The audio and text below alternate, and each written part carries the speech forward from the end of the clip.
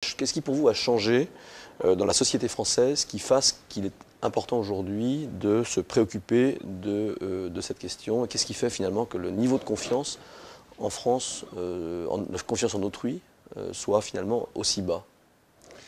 D'abord parce que c'est un enjeu fondamental. Vous savez, il y a ce fameux ouvrage sur le sentiment de défiance, la société de défiance. Lorsque l'on pose la question à nos concitoyens, avez-vous confiance en la France? La réponse est non. Avez-vous confiance en vous-même? La réponse est oui. J'ai confiance plutôt dans mes amis, dans mes voisins, dans ma famille, dans mon quartier. Et donc il y a un vrai problème d'énergie constructrice qui est complètement gaspillée par je veux bien m'engager pour ceux que j'aime bien et je ne m'engage pas pour une réussite collective de celle de mon pays. Deuxième élément, il y a un basculement nouveau. Notre génération a été construite autour de la morale, protégée jusqu'à 18 ans, avec des problèmes plutôt de complexe freudien et de caractère sexuel.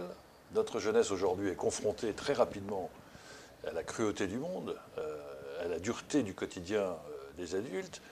Et les deux grandes préoccupations de notre jeunesse, c'est l'identité, qui suis-je, que fais-je dans ce monde, quelles sont les valeurs que j'ai envie de partager, et la seconde, la mésestime de soi. Et toutes nos politiques publiques, et notamment en France, mettent l'accent sur nos échecs et non pas nos potentialités. Si vous demandez à un Américain ou à un Anglais « je suis nul », il est incapable de vous répondre. Ça n'existe pas dans cette langue. C'est « je suis un perdant », I'm loser, ça veut dire que si vous êtes perdant, demain vous pouvez être gagnant. Et donc on fait le pari à chaque fois sur la capacité de rebondir sur les richesses individuelles. En France, vous échouez à l'école, vous êtes nul. Votre femme est partie, vous êtes nul. Vous n'avez pas de Rolex, vous êtes nul. Et donc à chaque fois, on est en train de mettre l'accent sur vos échecs et sur votre mésestime de soi. Ce qui fait que nous avons un peuple qui est extrêmement anxiogène, qui a un regard sur lui-même extrêmement négatif, et ce sentiment de méfiance est diffusé dans l'ensemble de la société française. Il y a encore trop souvent un management où celui qui a le titre estime qu'il est supérieur et non pas qu'il est responsable. Je suis président et je veux montrer ma supériorité en affichant très clairement la dimension qu'il y a par rapport à celui qui m'est inférieur. Au lieu de pouvoir être aujourd'hui, la clé du management, c'est pas d'être au-dessus, c'est d'être au milieu et d'être un facteur d'entraînement. Et on voit bien que c'est la culture française qu'il convient de complètement changer. C'est que une étude danoise vient de sortir sur le caractère anxiogène de l'enseignement verticalisé à la française avec le professeur magistral par rapport à l'enseignement nordique qui fait que le professeur est au milieu des élèves et leur apprend petit à petit le cheminement de la curiosité, de l'envie d'apprendre plutôt que de l'obligation d'apprendre.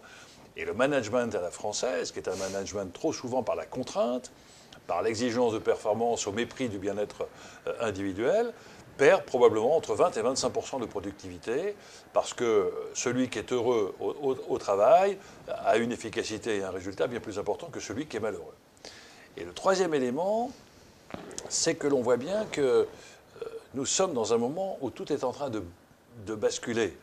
Et lorsque nous étions dans une société rurale, nous avions le respect du temps et des saisons, et surtout l'acceptation d'un quotidien difficile, parce qu'il y avait une promesse spirituelle de l'au-delà. Si tu es quelqu'un de bien, tu iras au paradis. Et donc on acceptait un quotidien difficile parce qu'il y avait une promesse de plus-value spirituelle. Quand on a basculé dans une société industrielle, on acceptait un quotidien difficile parce qu'il y avait une promesse matérielle. Travaille et tu pourras améliorer ta qualité de vie, ta maison, etc., etc. Avec en plus une satisfaction des besoins. C'est-à-dire que ce qui était important, c'était de nourrir sa famille, de s'abriter, d'avoir un logement. Et lorsqu'on n'y arrivait pas, on était dans l'insatisfaction. Aujourd'hui, nous sommes dans une société de consommation où la difficulté du quotidien, la survie du quotidien devient de plus en plus douloureuse parce qu'il n'y a plus ni promesse spirituelle, ni promesse matérielle. Et la projection dans l'avenir est une projection qui est en train de changer complètement de nature. Quand on était dans une croissance à 5%, on doublait son pouvoir d'achat en 20 ans. Dans une croissance à 1%, on double son pouvoir d'achat en 75 ans. Et à 0,75% en 90 ans. Donc le rapport à l'avenir est un rapport totalement nouveau qui fait que notre jeunesse a plutôt tendance à survaloriser le présent par méfiance de l'avenir. Donc on est dans un moment d'un environnement d'absence de confiance dans l'avenir, d'absence de confiance en soi-même et d'absence de confiance dans un système qui a tendance quelquefois plus à apaiser les marchés qu'à apporter du bonheur de vivre ensemble.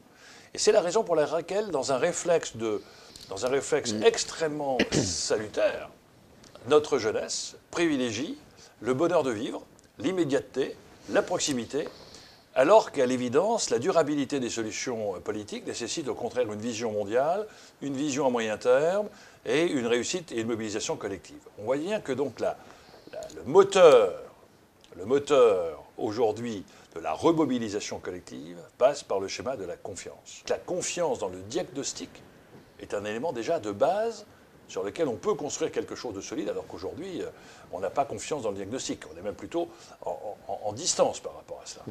Et cette maturation est totalement nécessaire. Pourquoi je dis cela? Parce que c'est très préoccupant. La France est un des pays les plus inventifs, les plus imaginatifs, qui est en train de perdre toute son avance en matière de technologie, car par cette méfiance que l'on porte dans le crédit politique, dans le crédit de la parole publique, aujourd'hui, on n'est plus capable d'avoir un débat scientifique qui engage l'avenir de notre société de façon apaisée. On ne peut plus avoir un débat sur les OGM, sur le nucléaire, sur la nanotechnologie, sur les schistes bitumineux, parce qu'on gère des émotions et on ne gère pas des convictions. Alors la conviction, c'est la base même de la confiance. Mais je prends le temps nécessaire de poser mon diagnostic, de comprendre les enjeux, de participer à des débats et de me forger un choix. Et ce temps nécessaire de la reconstruction de la confiance est en opposition totale avec cette dictature de l'urgence et de l'émotion dans laquelle chacun vit. Nous sommes tous de plus en plus en voracité du temps. Avec les nouvelles technologies, on se parle de plus en plus, on s'écoute de moins en moins. Et l'empathie est quelque chose aujourd'hui qui est en recul. Or, à l'évidence, la confiance nécessite aussi le dialogue avec l'autre, l'enrichissement avec l'autre. Et donc plus on est isolé et plus on est dans la rapidité de la décision sans l'appuyer sur un débat qui lui-même est perçu comme intéressant parce qu'il est posé sur des enjeux, crée un édifice de plus en plus fragile. Et donc si l'on revient dans des partages de dialogue, vous savez, j'ai toujours cet exemple en tête que après la guerre, la France et les Américains ont souhaité que l'Allemagne ne redevienne plus une puissance. Et ils ont décidé que l'État allemand, pour le diviser, il fallait inventer les Länder. Et que pour éviter qu'un autre Hitler n'apparaisse et qu'un autre politique devienne impuissant, on a décidé que la décision politique devait être partagée avec les acteurs patronaux et les acteurs syndicaux. Et donc c'était... Et paradoxalement, ce qui était à l'époque fait pour affaiblir l'Allemagne fait aujourd'hui sa force. Tout simplement parce que la procédure fait qu'il faut avoir confiance entre le patronat, le syndicat, le politique, qu'on prend le temps nécessaire de l'appropriation par l'opinion des enjeux et que donc la confiance se construit. La confiance se construit. Il y a une formidable responsabilité pour les jeunes qui s'engagent en politique.